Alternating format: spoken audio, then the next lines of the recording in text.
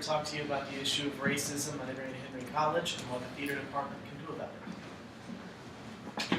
So imagine you come out of your dorm room and finding a racial slur written on your door. It would no doubt be very upsetting, no matter what you may think on that matter. However, it happened to somebody. And not only that, but two of my friends have come to me, one is Hispanic and one is black, and told me that they have overheard verbal comments directed towards them that are racially prejudiced, and it very much bothered them. Now, according to Johns Hopkins University and Rivers University, the effects of racism on academics and social life can be very detrimental. In fact, socially, it can lead to anxiety, depression, low self-confidence.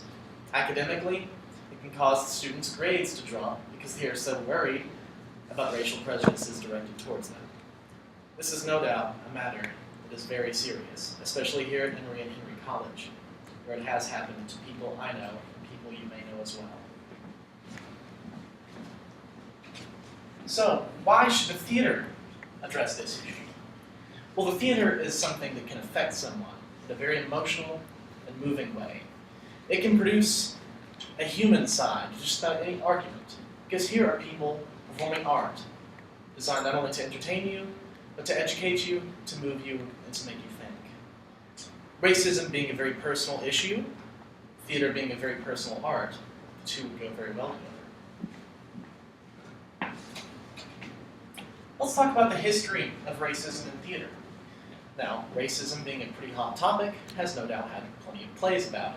One pretty famous one, To Kill a Mockingbird, the story of a black man falsely accused of a crime, being convicted solely because of the color of his skin. Raisin in the Sun, a family who is discriminated against by a housing industry simply, again, because of the color of their skin. 12 Angry Men, a play about a man being accused of homicide. Two of the jurors based their decision almost solely on the fact that the man is a minority. 3 of these plays are some of the most famous straight plays ever produced in American theater, and all of which have racism as a prime topic. So the theater has had a history of successfully addressing racism in a very successful and very moving way. So which play should the Henry Theater Department put on to address the issue of racism? The Enigma of Skin by Verlis Doran, from the compilation The Teen Group Canaan. Now this is a 2-man play about Ralph, a black man locked in a county jail, with John, a white supremacist neo-Nazi skinhead. Now see, the story is one of 2 very different men who discuss the issues of race, life, death, skin. And in the end they find out they're really not all that different from each other. Why this play? Well, the play's entire premise is the resolution of racial differences. The issue of racism is discussed about in detail, torn apart from every possible angle. John, the neo-Nazi, gradually comes to the conclusion that he's pretty wrong, and that skin really is only skin deep. In fact, at the end of the play, John and Ralph decide to sit down together and just talk about the issue in a civil manner, something that rarely gets done when 2 sides are very heated on the subject. Now, the play would raise awareness, obviously, on the issue of racism and lead to discussion and forum among students on campus about racial relations. The play would have an emotional effect on its audience. It would have an intellectual effect as well. Now, I've actually been in a production of The Enigma of Skin, and I played John. It was very well received, and many people would come up to me after the performance and discuss the issue with me, because it was a very thought-provoking play, a very ambitious play, when you really think about it. And a lot of people were very moved by it. A lot of people were provoked to thought. And one of the greatest things about theater is it can provoke people to thought. Now the effect. What's the effect we're trying to achieve here? Well, for one, after the play, I would recommend that we lead an audience discussion, sort of like the bargaining with Thicker Than Water. Now this would engage the audience even more than the play already did.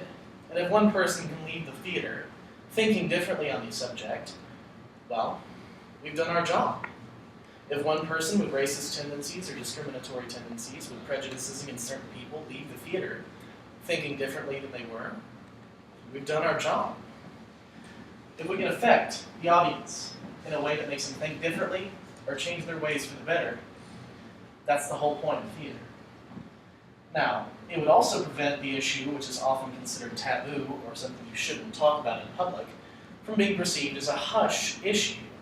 This is not something you want to sit quietly under a blanket and let brood. This is something that needs to be brought out into the open for discussion. Now, what can you do?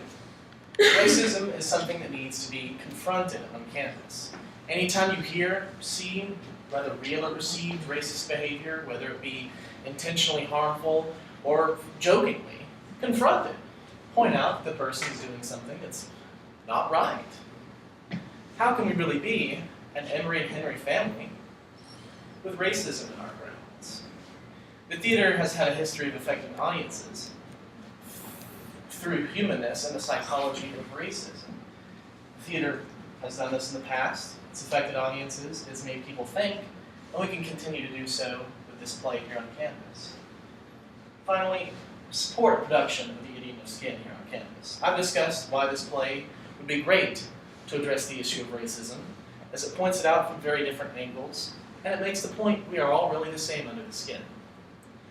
It would also give the audience a chance to talk to each other in the open about this issue, get things out on the air, and eventually maybe even change people's minds.